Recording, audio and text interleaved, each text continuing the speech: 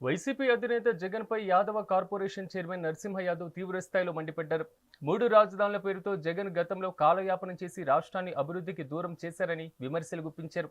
అమరావతి పైన వ్యక్తిగత అక్కసుతోనే రాజధాని నిర్మాణాన్ని అడ్డుకున్నారని విమర్శలు గుప్పించారు. అనంతరం తిరుమలలో మద్యం బాటిల వ్యవహారంపై స్పందిస్తూ ఈ కేసులో భూమన కరుణాకర్ రెడ్డి శిక్ష తప్పదని హెచ్చరించారు.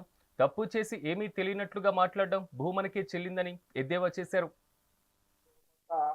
వాళ్ళ అధినాయకుడు జగన్మోహన్ రెడ్డి అమరావతి నిర్మాణమే కాకూడదు, నదీ గర్భంలో అమరావతి నిర్మాణం చేస్తూ ఉండాలని ఆయన ఒక పక్క నిన్న ప్రెస్ మీట్ పెట్టి మాట్లాడతారు.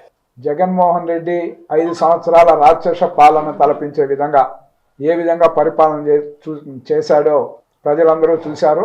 అందుకే 11 సీట్లకే పరిమితమైంది వాళ్ళ పార్టీ. దాన్ని కూడా మర్చిపోయినట్టున్నారు జగన్మోహన్ రెడ్డి గారు.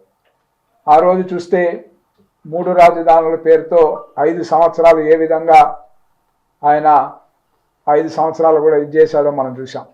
మళ్ళా చూస్తే విశాఖ రాజధాని అని చెప్పి ఏ విధంగా ప్రజలను నమ్మించే ప్రయత్నం చేసి అక్కడంతా కూడా భూములు కొనుక్కోవడం, ఈ విధంగా ఏ విధంగా పాల్పడ్డాడో చూసాం. ఆయనకి అభివృద్ధి అంటే ఆయనకు నచ్చని పదంగా ఉంది. ఇంకొక పక్క వాళ్ళ అధినాయకుడు జగన్మోహన్ రెడ్డి అమరావతి నిర్మాణమే కాకూడదు, నదీ గర్భంలో అమరావతి నిర్మాణం చేస్తూ ఉండాలని ఆయన ఒక పక్క నిన్న ప్రెస్ మీట్ పెట్టి మాట్లాడతారు.